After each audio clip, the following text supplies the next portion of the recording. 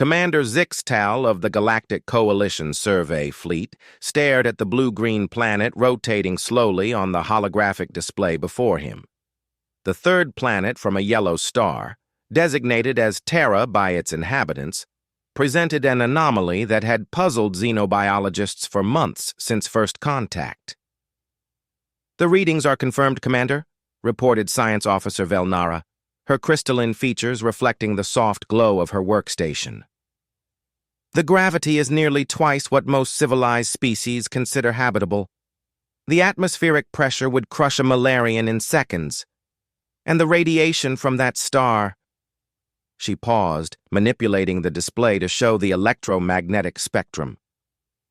"It's a constant bombardment that would sterilize most worlds we know." Zixtal's forearms crossed in contemplation. As a member of the reptilian Esiscathron race, he had seen many worlds in his 3 centuries of service, but none quite like this one. Yet intelligent life not only survives but thrives there. The humans, as they call themselves, have covered their planet with massive structures and primitive spacecraft. "Primitive is correct, sir," interjected Tactical Officer Morden, his massive frame hunched over his console. "Their technology is crude by our standards. Combustion engines, chemical propulsion, electromagnetic communication. They've barely begun to harness their planet's core energy. Yet," he hesitated. "Speak freely, officer. Their population exceeds 8 billion individuals, sir, on a death world.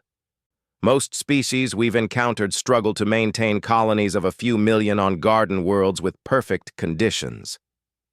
The bridge fell silent, except for the gentle hum of the ship's quantum processors. The Eternal Seeker, a kilometer-long research vessel, hung in the asteroid belt beyond the 4th planet, safely distant from the chaotic gravitational influences and radiation storms that made the inner system so dangerous. "Have we received response to our initial contact protocols?" Zixtal asked. Communications Officer Tilvan's frilled head bobbed nervously. "Yes, Commander, though it's unusual. Rather than respond through their governing bodies as protocol suggests, we've received thousands of individual responses from across their planet.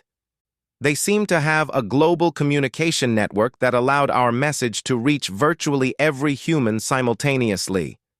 "Thousands?" Zixtal's tail twitched with surprise. "In 40 years of first contact situations, species typically responded through a single governmental or religious authority. What is the nature of these responses?" "That's the unusual part, sir. Most are expressions of excitement and curiosity. They're asking questions about our appearance, our technology, our worlds. Many have sent what they call memes, apparently humorous images with text, and quite a few have invited us to visit their planet." Morden's scarred face wrinkled in confusion. "They're inviting unknown aliens to their homeworld? Don't they understand the danger? Any species capable of interstellar travel could easily conquer them." "Perhaps," Velnara mused, adjusting her scanner readings. "They don't perceive themselves as vulnerable. I've been analyzing their entertainment broadcasts. They seem to fantasize frequently about conflicts with alien species, and in most scenarios they depict themselves as victorious." "Delusions of grandeur," Morden scoffed. "Typical of primitive species. They have no concept of real galactic power." Zixtal studied the data streams flowing across his personal display. Human society appeared chaotic compared to the ordered civilizations of the Coalition. They had nearly 200 separate political entities, spoke thousands of different languages, and seemed to engage in constant minor conflicts with each other. Yet somehow, this fractured species had achieved global communication, atmospheric flight, and had even sent primitive probes to neighboring planets. "Commander," Tilvan announced, "we're receiving a priority transmission from Coalition Command." The holographic display shifted to show Admiral Keshvar, the aquatic representative on the Coalition Council. Her tentacled form undulated in the fluid-filled chamber that served as her command center. Commander Zixtal. Her translator rendered her aquatic speech into standard galactic. The Council has reviewed your preliminary reports on the human species. We are concerned about their potential for chaos. A species that numerous and technologically capable, even primitively so, could pose a threat to galactic stability if they achieve faster-than-light travel. Understood, Admiral. What are your orders? Conduct a thorough evaluation of their military capabilities and social cohesion. If they prove too dangerous or unstable for integration into the coalition, we may need to consider containment protocols. The transmission ended, leaving the bridge in contemplative silence. Containment protocols meant sealing a species on their homeworld, cutting off all access to interstellar space. It was a fate reserved for the most aggressive or unstable civilizations. Begin preparing survey teams, Zixtal ordered. We need to understand what we're dealing with before making any recommendations to the Council. 3 days later, the first survey shuttle approached Earth's atmosphere. Aboard were Dr. Velnara, 2 security officers, and Ensign Pictar, a young Malarian linguist who specialized in primitive communication systems. The shuttle's advanced stealth capabilities made it invisible to human detection systems. "Look at those structures," Pictar whispered as they descended toward what humans called New York City. The Malarian's small gray form trembled with excitement. "They've built towers that reach into the upper atmosphere, on a high-gravity world no less." Velnara consulted her readings. "The gravitational stress on those buildings should be enormous. Our own architecture would crumble under such conditions, yet theirs appears stable. They must have developed remarkable engineering techniques. Or they're simply too primitive to understand the dangers," Security Officer Grenthal muttered. The armored soldiers' species, the Vortak, were known for their pessimistic outlook. Probably built with crude materials that will collapse within decades. The shuttle touched down in a deserted area of what humans called Central Park. Immediately, Velnara's instruments registered the hostile environment. "Gravity is 1.7 times galactic standard. Atmospheric pressure is crushing by civilized standards, and the oxygen concentration—" She paused, double-checking her readings. "Nearly 21%. That's explosively high." "How do they survive in this?" Pictar asked, struggling to stand upright in the gravity field. "Adaptation," Velnara replied, though her voice carried uncertainty. "Somehow, they've evolved to not just tolerate but thrive in conditions that would kill most galactic citizens instantly." As if summoned by her words, a human appeared through the trees. The survey team froze, weapons half drawn, as they got their first close look at a Deathworlder. The creature stood nearly 2 meters tall with a broad-shouldered frame that seemed to ignore the crushing gravity. Its skin was darkly pigmented, likely an adaptation to the intense stellar radiation. Most unsettling of all, it moved with casual grace, despite the environmental conditions that had the alien survey team struggling simply to remain upright. The human stopped when he saw them, his eyes widening with surprise. Then, incredibly, his face split into what their cultural database identified as a smile, an expression of pleasure or friendliness. "Holy shit," the human said, pulling a small device from his clothing. "You're actually here! This is incredible!"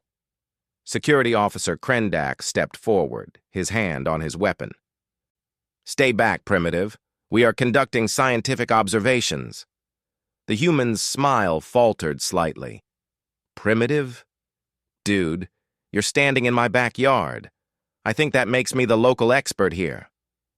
Despite his words, there was no hostility in his voice, only curiosity and what seemed like amusement. "Your backyard?"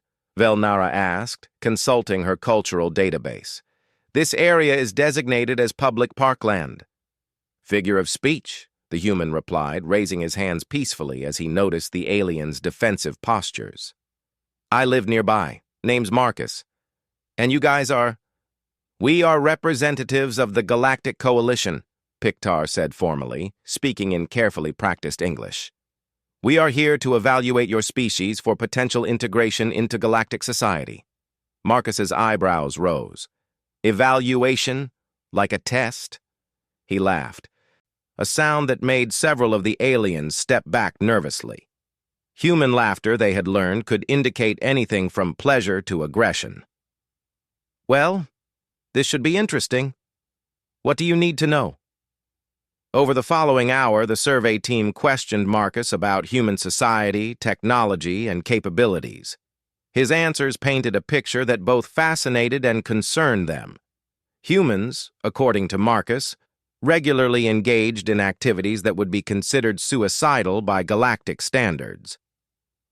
"So you're telling me," Velnara said slowly, "that humans regularly travel to altitudes where the air is too thin to breathe for recreation? Mountain climbing, yeah. Some people love it. The challenge, the view, the sense of accomplishment. And they do this voluntarily?" "Of course." "Why would anyone force someone to climb a mountain?"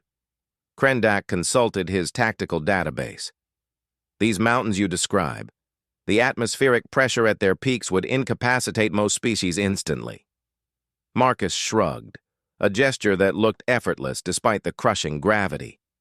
"Humans adapt. We train our bodies, use supplemental oxygen if needed. Some of the real hardcore climbers do it without any equipment at all." "That's impossible," Grenthal stated flatly. "No biological organism can function in near-vacuum conditions." "Tell that to the hundreds of people who've summited Everest," Marcus replied with another one of those unsettling smiles. "Though I'll admit, it's not exactly a walk in the park. People do die up there. And yet they continue to attempt it? Every year. Usually, there's a waiting list." The aliens exchanged glances.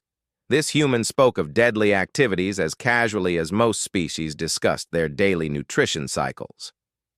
"What about your conflicts?" Pictar asked, changing the subject. "Our preliminary observations suggest your species engages in frequent warfare." Marcus's expression grew more serious. "We've had our wars, yeah. Humans don't always get along. But we're working on it. We've had 75 years without a major global conflict. That's pretty good for us." 75 years is considered a long peace?"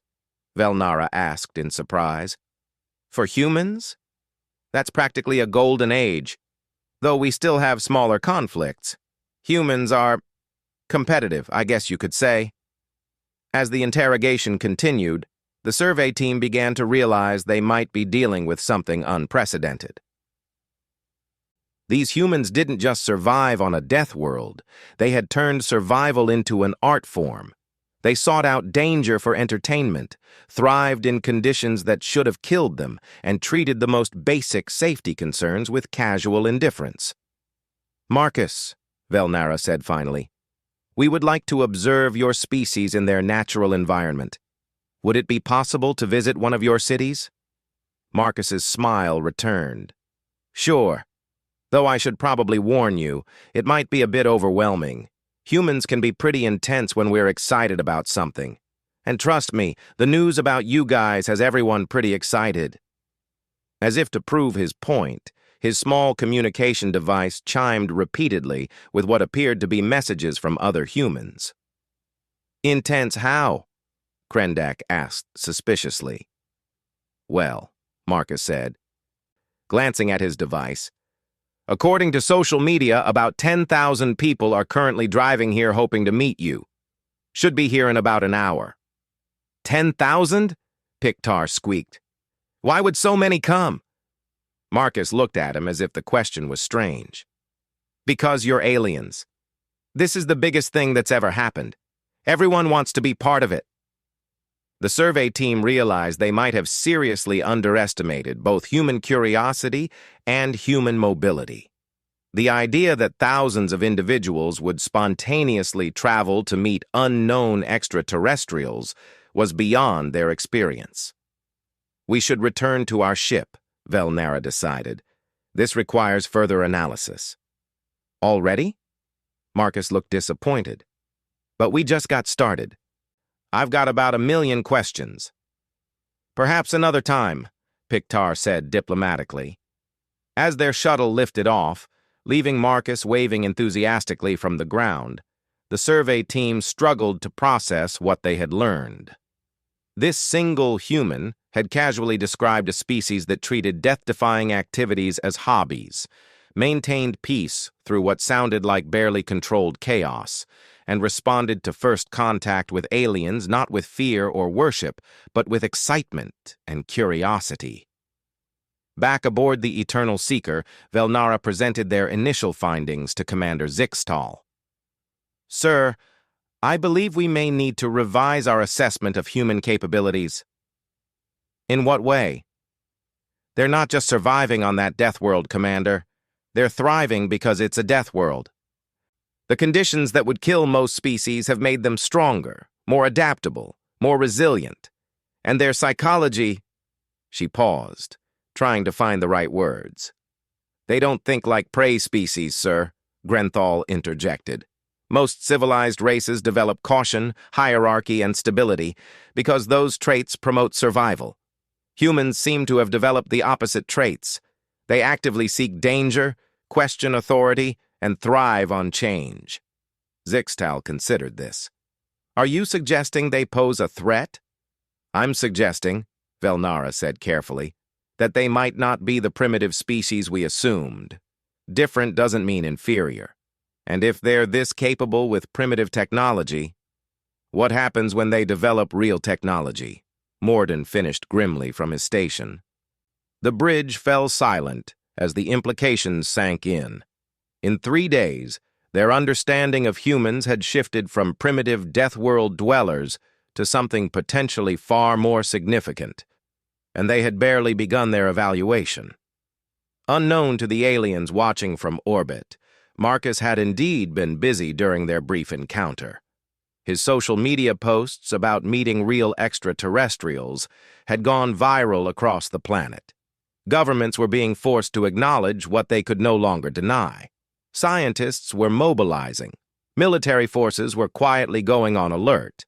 And in laboratories, research facilities, and universities around the world, humans were beginning to ask themselves the same question the aliens had posed. What would happen when Deathworlders gained access to real galactic technology? The answer, they suspected, would surprise everyone involved. In the depths of space, Admiral Keshavar received the preliminary report with growing concern. The evaluation was far from complete, but already patterns were emerging that troubled the coalition leadership.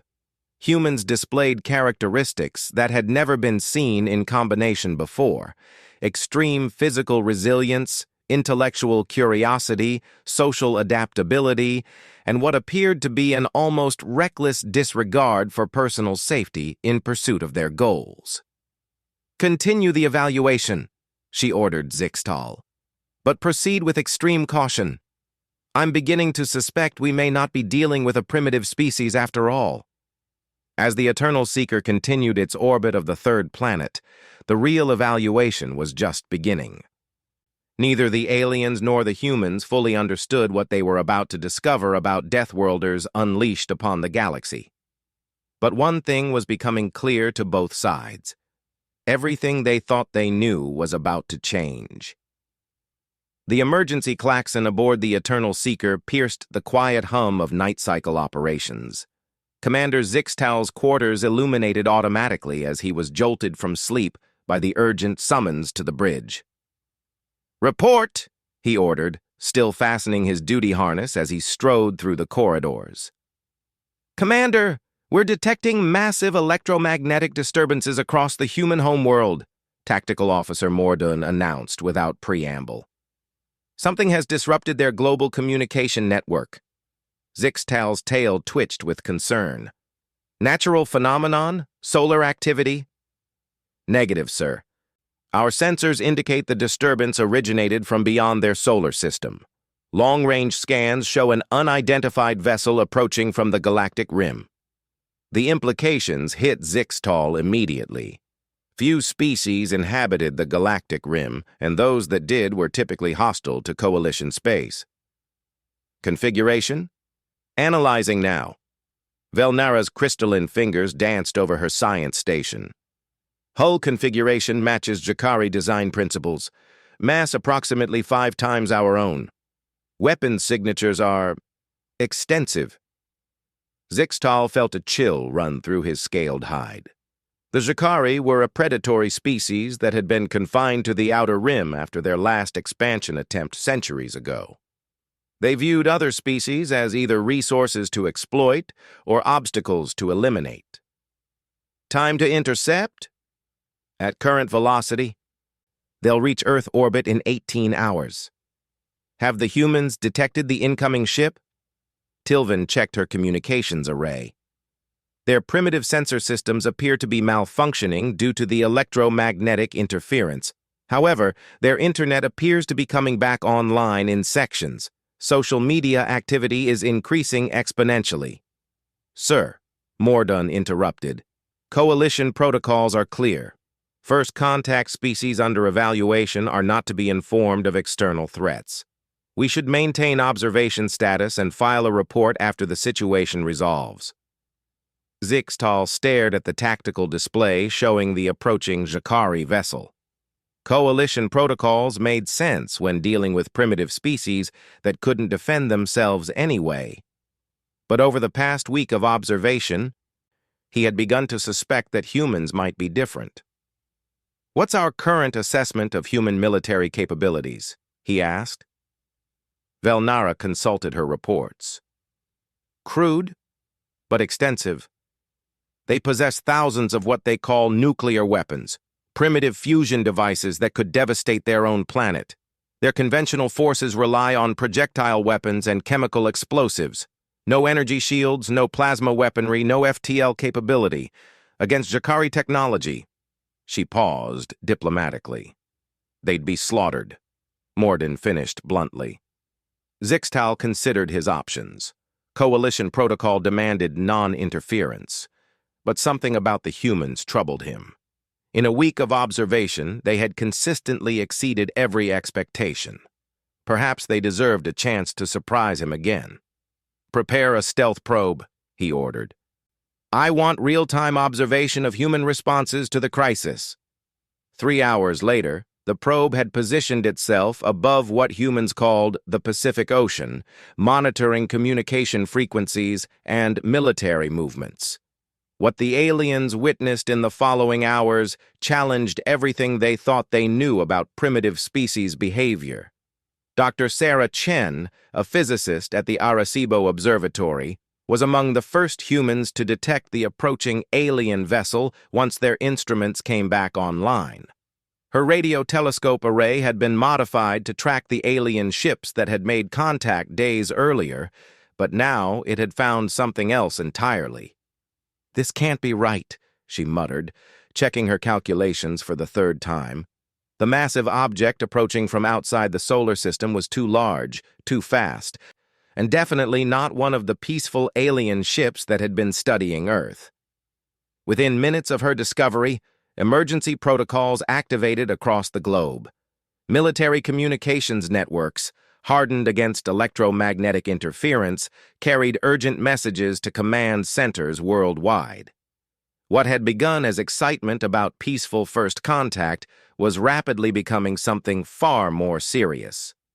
General Patricia Harrison stood in the Pentagon's Situation Room, studying displays that showed information-gathering pace that impressed even the aliens monitoring from orbit. In less than 4 hours, human intelligence networks had compiled a comprehensive analysis of the approaching threat. Size estimates confirm it's a warship, reported Colonel Martinez, the DoD's newly appointed alien liaison. Displacement suggests crew of several thousand, unknown weapons capabilities, but energy readings are off the charts. Intentions? Harrison asked. Unknown, but they jammed our entire global communication grid on approach. That's not typically considered a friendly gesture. Sir, interrupted Dr. James Wong, a hastily recruited xenolinguist, we've been analyzing transmissions from the survey ship that's been studying us. They've been remarkably quiet about this new arrival. Either they don't know about it, or they're not talking. General Harrison studied the tactical display. Against an unknown alien warship with technology centuries ahead of humanity's, traditional military thinking suggested surrender or hiding. But something in her warrior's instincts rebelled against either option. What are our assets? Every nuclear submarine capable of submerged launch is already moving to position. Strategic missile forces are at DEFCON 2. The International Space Station has been evacuated, and... Martinez hesitated. Continue, Colonel. The civilian response has been remarkable, sir. Amateur radio operators worldwide have created an independent communication network. Hacker groups have mobilized to maintain internet connectivity. Scientists are sharing research data at unprecedented rates. It's like the entire species has gone into emergency cooperation mode. On the bridge of the Eternal Seeker, the aliens watched in fascination as human society transformed before their eyes. The chaotic, fractured civilization they had initially observed was revealing hidden depths of organization and capability. "Look at this," Velnara said, highlighting data streams on the main display. In 6 hours, they've coordinated global military response, established redundant communication systems, and begun sharing technology between previously competing scientific institutions. "Impossible," Grenthal muttered. "It takes most species months to coordinate interplanetary responses, even with FTL communication." "They're doing it with electromagnetic radiation," Pictar added with wonder. "Primitive radio waves and fiber optic cables, but they're somehow managing real-time global coordination." Zixtal watched the human response with growing amazement. Every coalition simulation suggested that primitive species faced with overwhelming force either surrendered immediately or collapsed into panic. Humans were doing neither. "Sir," Tilvin announced, "we're receiving a transmission from the human military. It appears to be directed at us." "Put it through." General Harrison's image appeared on the holographic display, her expression calm but determined. "Alien Survey Vessel, this is General Patricia Harrison, United States Joint Chiefs of Staff, representing the Emergency Military Coalition of Earth. We know you're monitoring our communications." Zixtal hesitated.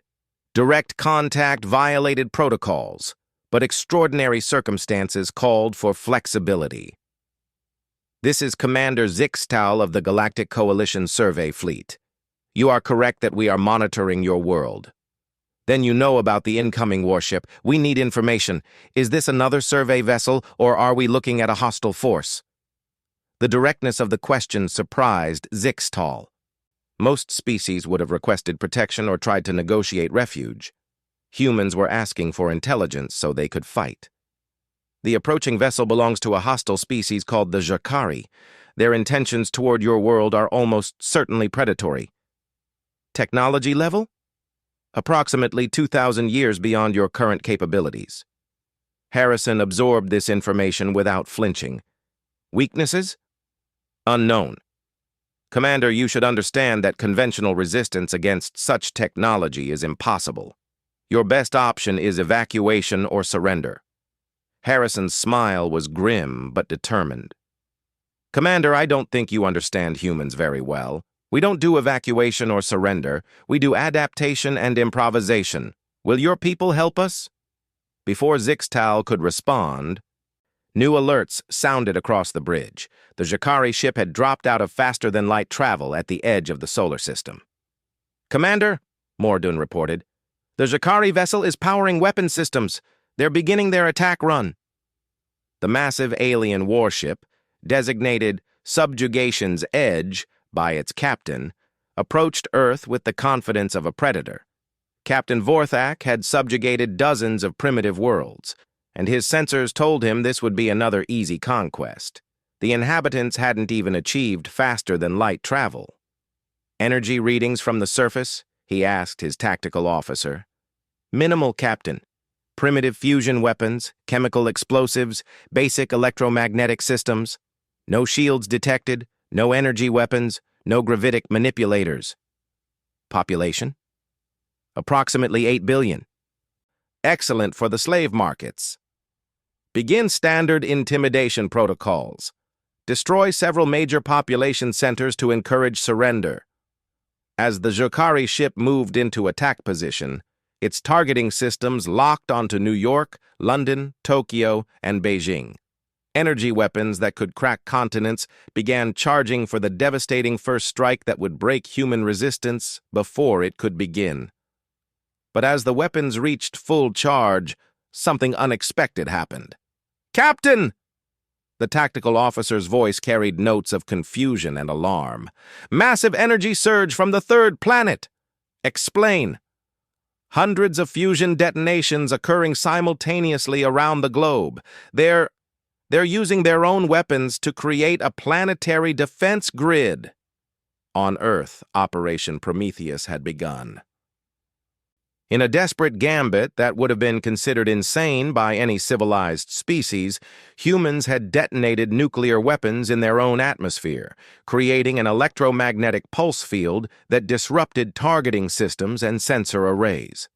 The plan had been developed in 3 hours by the combined genius of human physicists, military strategists, and computer scientists working together across every national boundary.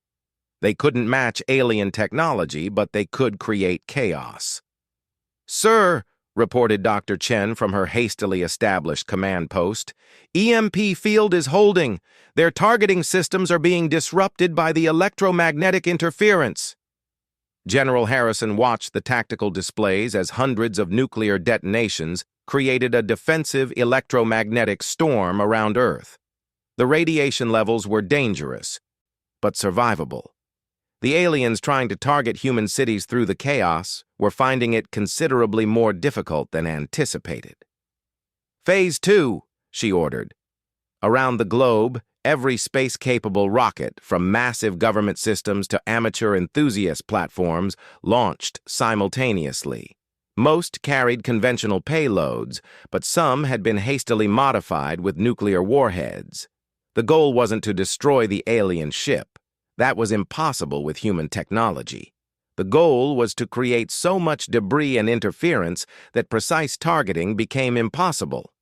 The Jokari bridge erupted in alarmed chittering as their sensors registered the massive launch. "Captain, over 3,000 projectiles incoming." "Impossible. The planet shows no advanced aerospace infrastructure." "Sir, they appear to be using chemical rockets with nuclear warheads. Primitive but effective at creating confusion." Captain Vorthak's confidence wavered as his tactical display showed the approaching swarm of human rockets. Each individually was primitive and harmless to his ship, but together they represented something he had never encountered, a species using their own planet as a weapons platform. "Defensive systems!" The Jokari ship's point defense systems began firing, destroying human rockets by the dozens. But for every rocket destroyed, the debris created more interference, and the humans seemed to have an unlimited supply. "Captain," his science officer reported with growing alarm, "I'm detecting additional launches. They've somehow converted their civilian aircraft into weapons platforms." On Earth, every human pilot capable of flight had volunteered for what they grimly called kamikaze runs. Commercial airliners, private jets, military fighters, and even civilian helicopters had been loaded with explosives and were flying directly at the alien ship.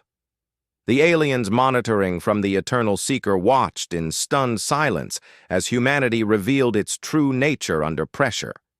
Instead of the civilized surrender they expected, humans had turned their entire world into a weapon. "They're magnificent," Velnara whispered, her crystalline features reflecting the lights of thousands of human aircraft on suicidal attack runs. "They're insane," Grenthal countered, but his voice carried notes of admiration. "They're effective," Zixtal observed grimly. "Look at the Jokari ship." Captain Vorthak's vessel, designed to terrify primitive species into submission, was being overwhelmed by sheer volume and chaos. His weapon systems, calibrated for precise strikes against helpless targets, were struggling to track and eliminate thousands of individual threats simultaneously. Status report! Hull breaches in 17 sections. They're using ramming attacks. These creatures are flying directly into our ship. With what weapons? Chemical explosives, mostly. But they're targeting critical systems with remarkable precision. Sir, they somehow know our ship's design vulnerabilities. The truth was that human intelligence had been studying every piece of data available about alien technology since first contact. When faced with imminent destruction, the combined scientific and military minds of Earth had analyzed, theorized, and deduced the most likely weak points of an advanced starship. They were right more often than they were wrong. "Captain," the Jakari communications officer announced, "we're receiving a transmission from the planet. Audio only." "Put it through." General Harrison's voice, calm and determined, filled the alien bridge. "Jakari vessel, this is Earth Defense Command. You have entered our solar system with hostile intent. Leave now, or we will escalate our response." Captain Vorthak's mandibles clicked with disbelief. "Escalate? We have weapons that could sterilize your entire planet. And we have 8 billion humans who aren't particularly worried about dying if it means taking you with us. Your choice, Captain. Leave now, or find out what Deathworlders do when they're really angry." The Jakari captain looked at his tactical display. His superior ship was being slowly overwhelmed by sheer human persistence and creativity. They were using their own planet's resources as weapons, their own people as guided missiles, and somehow making it work. For the first time in his career, Vorthak felt something he had never experienced before: doubt. On the Eternal Seeker, Zixtal watched the battle with growing amazement. The humans weren't just fighting, they were winning, not through superior technology or ancient wisdom, but through sheer stubborn refusal to accept defeat. "Sir," Morden announced quietly, "I'm detecting movement from the Jakari ship. They appear to be withdrawing." "Withdrawing?" Zixtal couldn't hide his amazement. "Yes, sir. They're moving back toward the edge of the solar system." As the Jakari ship retreated under cover of defensive fire, Captain Vorthak's communication system crackled with General Harrison's final message. "Tell your friends that humans don't make good slaves. We make terrible enemies. Choose wisely." The aliens aboard the Eternal Seeker sat in stunned silence as the most advanced predatory species in their sector fled from a primitive world armed with nothing but chemical rockets and nuclear weapons. "Commander," Velnara said quietly, "I believe we may need to completely revise our assessment of human capabilities." Zixtal nodded slowly, watching the tactical display as thousands of human aircraft returned to their bases, having successfully defended their world against impossible odds. "Indeed, send a priority message to Admiral Keshvar. Tell her that humans may not need protection from the galaxy." He paused, considering his next words carefully. "Tell her the galaxy may need protection from humans." As Earth began the long process of cleaning up the debris from their desperate defense, humanity had unknowingly crossed a threshold. They had proven themselves capable of fighting and winning against advanced alien technology through pure determination, creativity, and willingness to sacrifice. The question now was what would happen when these same humans gained access to real galactic technology. Neither the aliens nor the humans fully understood it yet, but everything had changed. The Deathworlders had been unleashed, and the galaxy would never be the same. 6 months after the Jakari retreat, Admiral Keshvar floated in her command chamber, reviewing reports that defied everything she thought she knew about galactic civilization.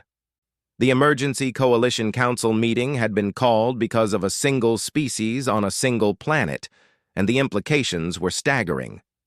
The humans have reverse-engineered our stealth technology, reported Science Counselor Threndak, his ancient turtle-like head bobbing with disbelief. In 6 months, they've achieved what it took most coalition species decades to develop with our guidance. How is that possible? Demanded War Counselor Mextar, his crystalline form crackling with agitated energy. They've had access to exactly one damaged Jakari fighter that crashed during the retreat. That's what makes it remarkable, Threndak replied, consulting his data tablet. They took that single crashed ship and somehow extrapolated the principles behind faster-than-light travel, energy shielding, and quantum computing. Their understanding of our technology is progressing at an exponential rate. Admiral Keshvar's tentacles writhed nervously. What about their military development? War Counselor Mextar's form flashed deep red with concern. Troubling. They've weaponized every piece of technology they've analyzed. Their first attempt at energy shields, they immediately tested whether they could be used to contain nuclear explosions for propulsion. Their initial quantum computers, they're using them to design weapons that don't exist yet. And their expansion beyond their homeworld? 3 colony ships launched last month, reported Economic Counselor Velthara. They've established mining operations on 4 asteroids and have begun construction of what appears to be a military space station. All in 6 months. The council chamber fell silent. Most coalition species took centuries to establish their first interplanetary colonies, and that was with full technological support. Humans were doing it with barely understood alien technology and what they called duct tape and determination. There's more, Threndak added reluctantly. Intelligence reports suggest they've been actively recruiting from other species. Recruiting how? They've established what they call cultural exchange programs.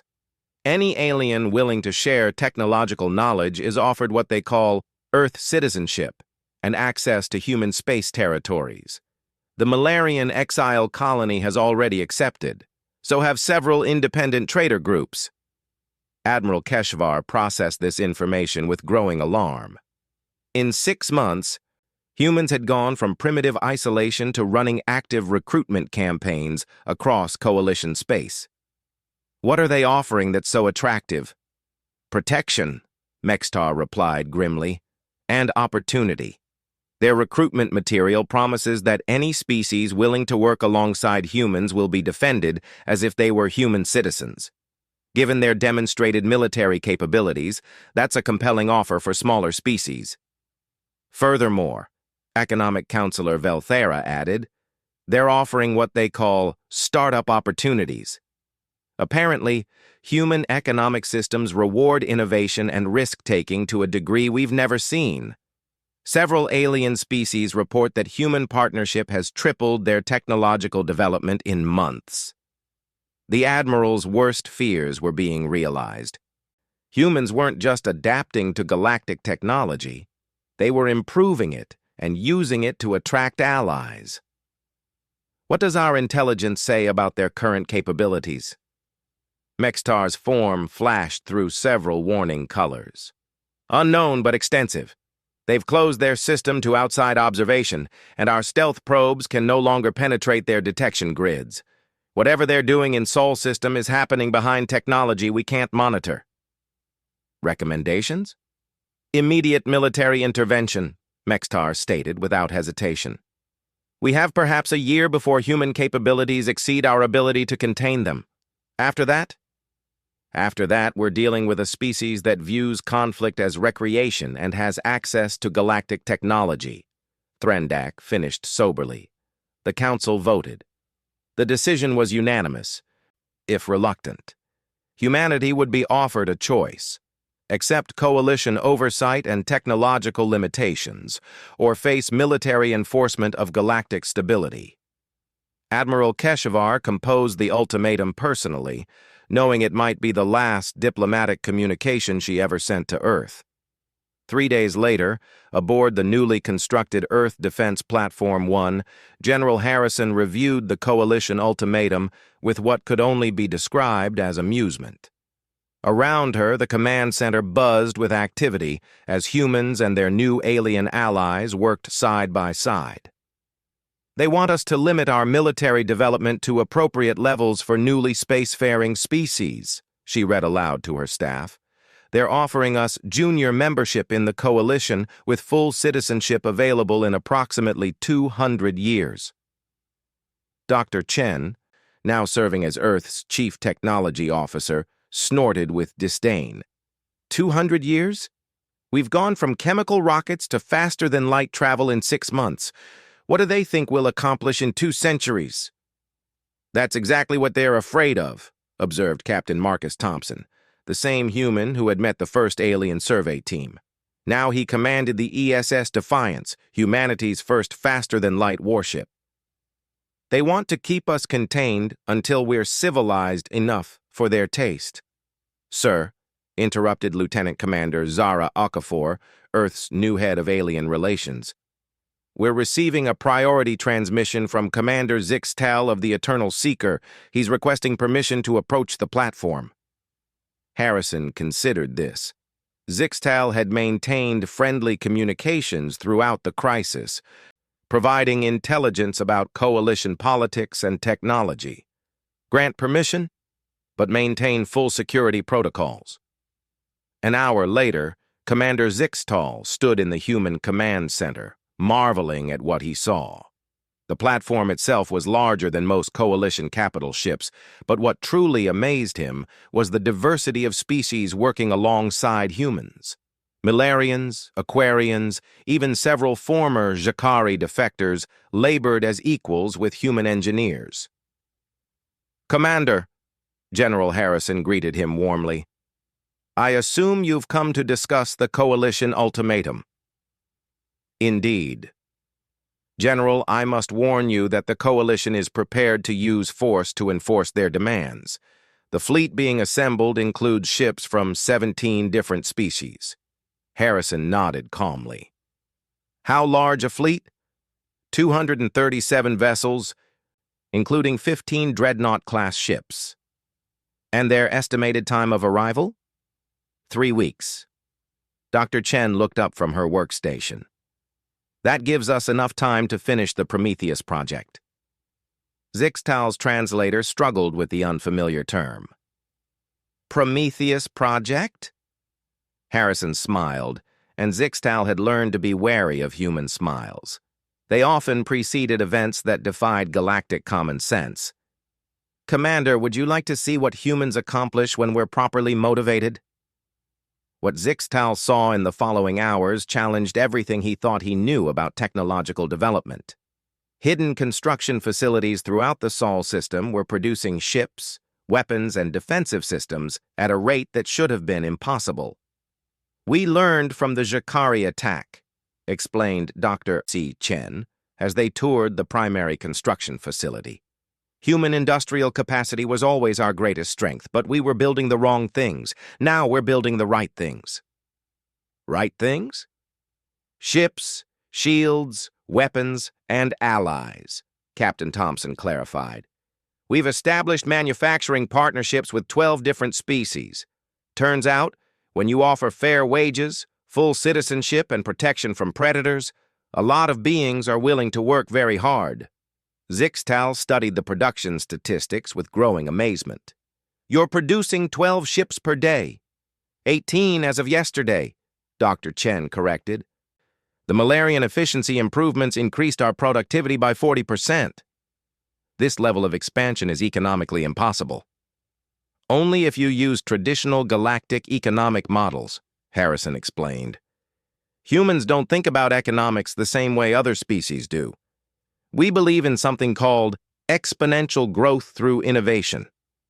It's risky, chaotic, and occasionally disastrous, but it's also incredibly effective."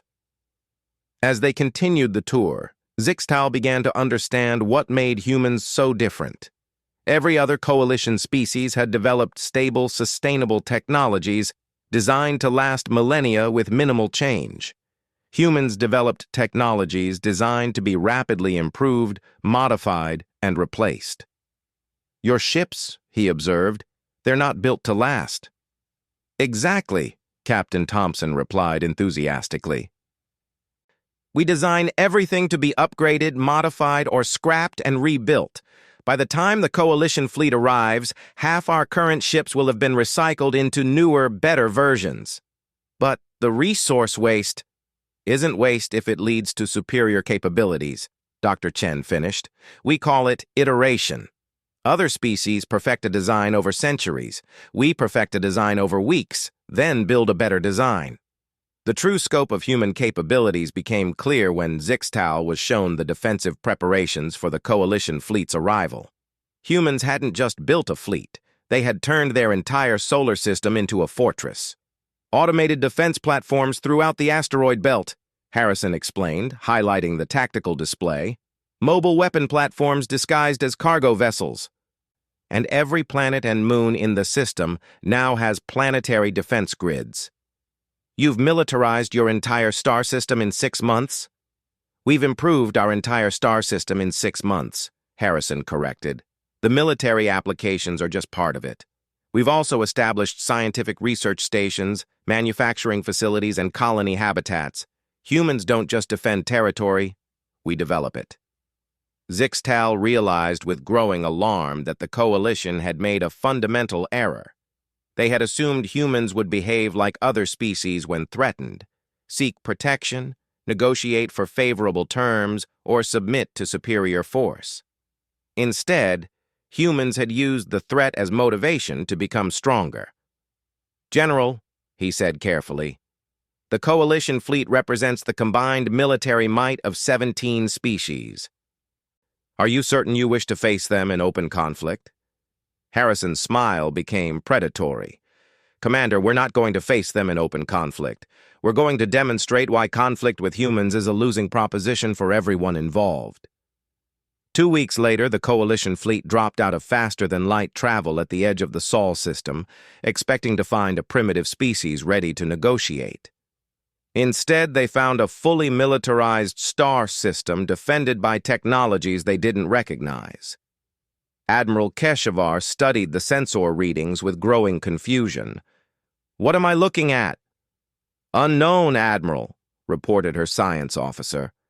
The entire system appears to be modified. There are artificial structures around every planet and moon. Energy readings are unlike anything in our databases. Communication incoming from the third planet, Admiral. Put it through. General Harrison's image appeared on the command display, standing in what was clearly a military command center. Behind her, dozens of different species worked alongside humans at control stations. Admiral Keshavar, Harrison said formally, welcome to Sol System. I believe you have some demands you'd like to discuss. General Harrison, the Coalition offers you one final opportunity to accept peaceful integration into galactic society. Submit to our oversight, and your species will be granted protectorate status. Counteroffer, Harrison replied calmly. The Solar Alliance offers the Coalition membership in our defense network. Submit to our protection protocols, and your species will be granted full citizenship and access to our technology. The bridge of Keshvar's flagship fell silent. No primitive species had ever made such an offer to the Coalition. You're threatening the Coalition. War Counselor Mextar's image flickered into the communication. We're offering an opportunity, Harrison corrected. The same opportunity we've offered to 17 other species who've accepted Alliance membership. Protection, prosperity, and technological advancement. You have no authority to offer such things. We have the capability to offer such things, Harrison replied, which makes us the authority. Demonstrate this capability, Admiral Keshvar challenged. Show us what humans believe gives them the right to challenge galactic order. Harrison nodded to someone off-screen. Demonstration authorized. Admiral, observe the 4th planet in this system. The Coalition fleet's sensors turned toward Mars, and what they saw defied explanation. The entire planet was moving. Not in its orbital path, but physically relocating within the star system. How? Admiral Keshavar's translator failed to complete the question. Gravity manipulation on a planetary scale. Dr. Chen's voice joined the communication. We learned the principles from studying Jakari technology and improved them by about 3,000%. We can move planets, Admiral. Individual ships aren't really a concern for us anymore. As if to emphasize the point, the massive planet Mars accelerated toward the Coalition fleet, not as a weapon, but as a demonstration. A planet moving under controlled power was a display of technological capability that exceeded anything in Coalition records. We can also do this, Captain Thompson added. Suddenly, half the Coalition fleet found themselves surrounded by human ships that had appeared without any sensor warning. Advanced stealth technology, combined with faster-than-light tactical jumping, had placed armed vessels within firing range of every Coalition ship simultaneously. And this, added a new voice, one of the Malarian engineers working with humans. Every Coalition ship's weapon systems suddenly shut down as human computer viruses, spread through quantum communication channels, infiltrated their networks. 237 warships found themselves defenseless in seconds. The Solar Alliance extends this offer one time, General Harrison concluded. Join us as equals or continue believing you're superior while we surpass you in every measurable way. Your choice. Admiral Keshavar looked at her disabled fleet, the moved planet, and the human ships that had appeared from nowhere. For the first time in Coalition history, they were being offered partnership by a species they had intended to conquer. What are your terms? She asked quietly. Simple, Harrison replied. No species enslaves another. No species oppresses another. Everyone contributes to defense and development according to their abilities. Everyone benefits according to their needs. And if we refuse?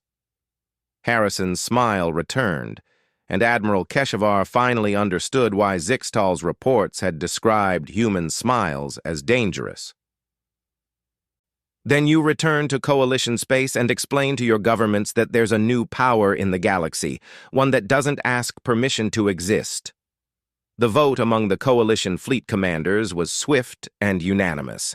Faced with technology they couldn't match and offering terms more generous than they'd received from their own governments, they chose to join rather than fight. 6 months later, Admiral Keshavar served as the Coalition liaison aboard Earth Defense Platform 1, marveling at the transformation of galactic politics. The Solar Alliance now included 47 different species, and membership applications arrived daily. How did you know we'd choose partnership over conflict? She asked General Harrison during one of their regular strategy meetings. Because most conflicts aren't really about resources or territory, Harrison replied, reviewing reports from the latest human exploration missions. They're about dignity and opportunity. Offer those freely, and most beings will choose cooperation over conquest. And those who don't? Harrison's expression grew serious. We demonstrate why that's a poor choice, clearly and convincingly. As if to emphasize her point, alerts sounded throughout the command center. The long-range sensors had detected another hostile fleet approaching from the galactic core, a species that had rejected Alliance overtures and chosen to test human resolve. Sir, reported Captain Thompson from the ESS Defiance, sensors confirm hegemony battle fleet approaching. Estimated strength, 400 vessels. Response? Harrison asked the mixed species command staff. A Malarian tactical officer spoke up first. Third Fleet is standing by for deployment. An Aquarian engineer added, planetary defense grids are fully charged. A former Jakari defector concluded, stealth strike forces are in position. Harrison nodded with satisfaction. Then let's show the hegemony what happens when you threaten Alliance space. As the human-led fleet moved to intercept the new threat, Admiral Keshavar reflected on how much had changed. The galaxy had always been divided between predators and prey, conquerors and conquered.